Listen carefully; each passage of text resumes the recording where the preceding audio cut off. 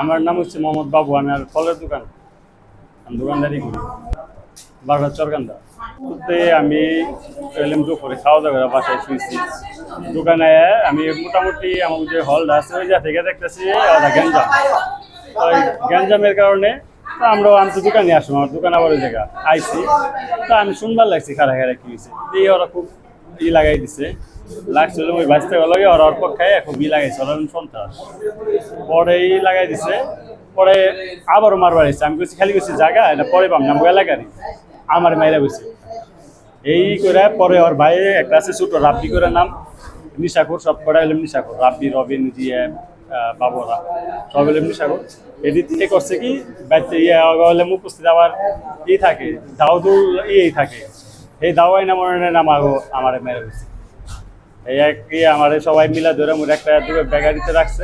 এইটার পরে মনে করেন যে ভিতরে ঢুকে যায়, আবার আমার দাওদা খুঁয়েছে, ঠিক আছে। আগে একটা ছুরি দিয়ে আসলো আর ওইটা না, ওই যে ডাব আর কি